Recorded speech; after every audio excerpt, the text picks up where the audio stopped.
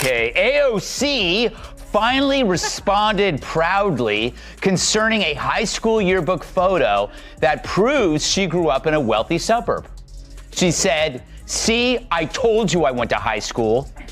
The drama surrounding Greg Gutfeld and Megyn Kelly's takedown of Alexandria Ocasio-Cortez didn't begin with a policy disagreement or a casual exchange of political insults. It began the moment AOC held up her high school yearbook photo and proudly announced to the world that, yes, she really did grow up in a wealthy suburb. It was her attempt to reclaim the narrative, to reframe the growing criticism that she had crafted an origin story more heroic than accurate.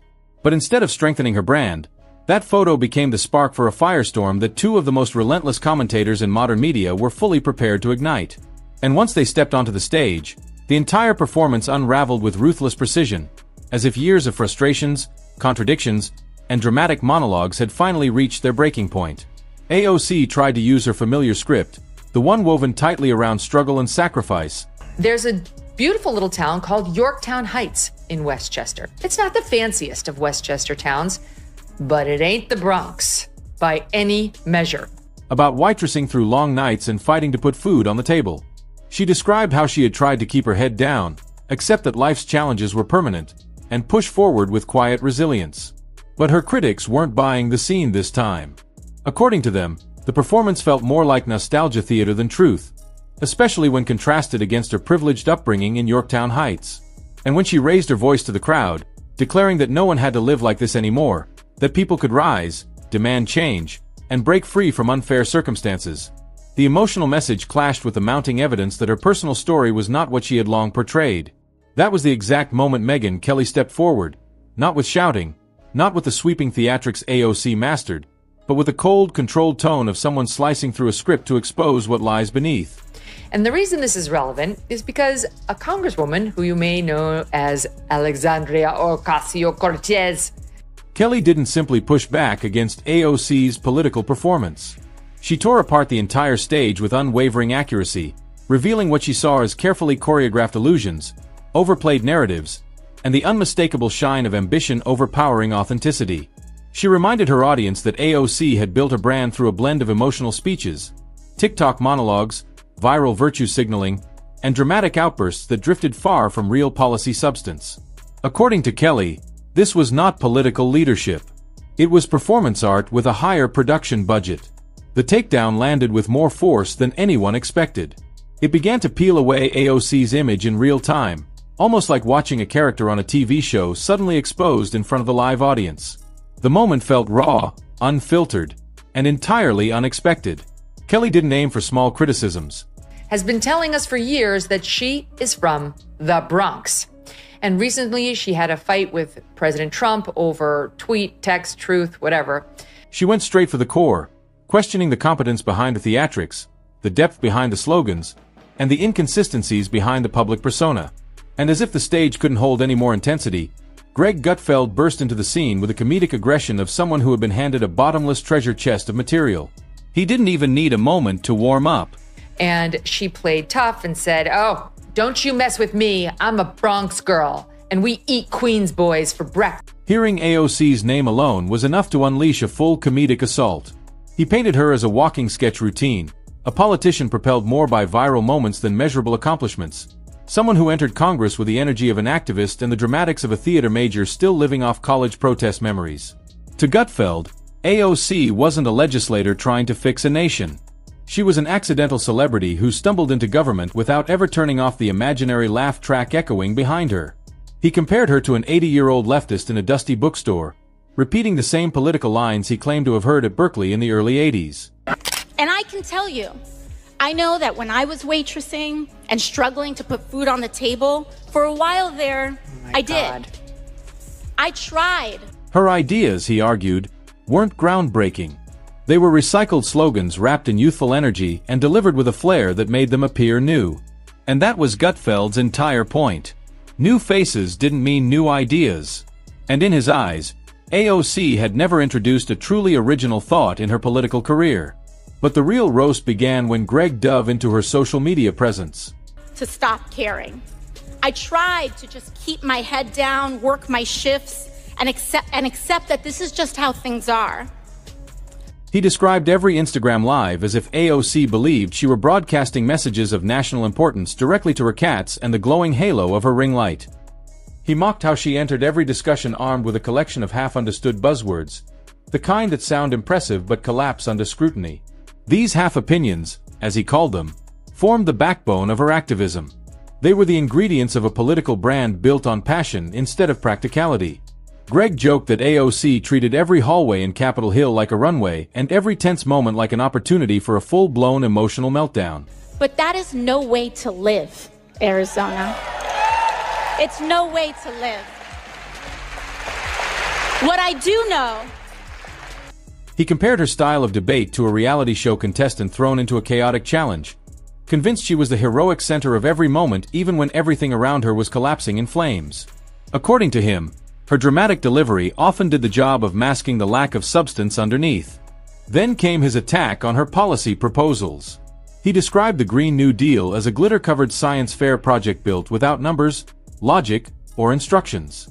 He compared her approach to writing legislation to assembling IKEA furniture without the manual and then blaming the chair when it collapsed. Is that we don't have to live like this. And in fact, we cannot live like this anymore. The theatrics were always loud, always emotional, always camera-ready. But the details, he insisted, were nowhere to be found. Gutfeld moved next to her social media obsession, imagining her as a full-time influencer who spent more time crafting videos than reading policy briefs. He joked that her staff meetings probably resembled a chaotic TikTok production set, complete with filters, slogans, and someone tearfully shouting about carbon emissions between selfies. To him, the entire operation looked less like governance and more like theatrical activism. And when he reached her infamous moments of staged emotion, Greg couldn't resist the chance to mock the teary performances. Every vote she lost became a Shakespearean tragedy. Every disagreement became a world-ending crisis. According to him, if AOC didn't get her way, she delivered emotional monologues with the intensity of someone auditioning for a streaming drama. AOC. What? She's kind of fun in a silly but earnest, wrong but adorable way. Megyn Kelly returned to the conversation with a completely different energy. Her style wasn't comedic. It was surgical.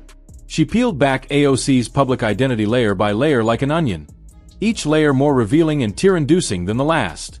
She questioned the intellect behind AOC's speeches, arguing that AOC often delivered talking points with the confidence of someone who skimmed the summary of an article and mistook it for mastery. The passion was real, she admitted, but the structure and depth were lacking. Kelly focused on AOC's self-declared Bronx identity. She's like your daughter when she comes back from her first year at Brown, full of half-baked, half opinions, in need of some gentle, patient deprogramming. Pointing out the major discrepancy between AOC's claims and her actual childhood in Yorktown Heights.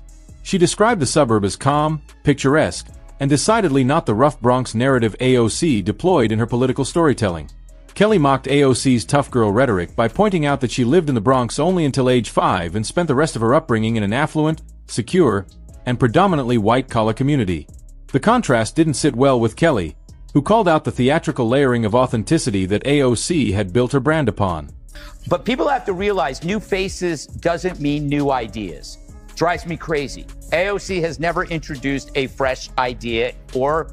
According to Kelly, AOC exaggerated her struggle into something resembling a superhero origin story, delivering her bartender past with the intensity of someone reading a Marvel script about sacrifice and reinvention. Kelly then turned toward AOC's tendency to frame every political disagreement as a moral crisis. Instead of addressing issues with nuance, Kelly argued, AOC preferred to divide the world into heroes and villains. Anyone voicing opposition instantly became a threat, a symbol of oppression or injustice, a character cast into AOC's emotional narrative. Kelly suggested that this tendency made her politics overly dramatic and less grounded in reality. As for whether it's a good idea, that's a debate we should be having. And look, Almost as if AOC hadn't realized the world didn't operate like one of her viral Instagram monologues. AOC's arrest performance became another central target for both commentators. They mocked her for crossing her wrists behind her back and pretending to be in handcuffs despite never having been restrained. Kelly joked that if AOC's pants had cuffs, she would have pretended she was shackled with those instead. Gutfeld took it further, calling her a political performer who never missed a chance to dramatize a scene for the cameras. Kelly went after AOC's environmental activism next, pointing out how her climate rhetoric had the simplicity of a motivational poster and the inconsistency of a weather prediction drawn in colored pencil. She questioned how someone so committed to lowering emissions managed to rack up travel miles like a touring musician. And she criticized AOC's habit of moralizing over single-use plastics while flying to speaking events across the country. Gutfeld returned with a series of jokes targeting AOC's approach to international policy. If we could get congressional approval of the specific action, fine, I'm okay with that too. If you want to bring it to Congress, go ahead and see how that goes. I don't think it's necessary, but... He said her worldview boiled down to a 4-step routine: feel sad, blame America, demand change, and offer no solutions. He joked that she might try to solve global crises using inspirational quotes and vegan recipes, as if empathy alone could rewrite geopolitics. Kelly seized the moment to examine AOC's shift from outsider rebel to establishment favorite. According to her, AOC wanted the credibility of rebellion and the comfort of institutional power at the same time.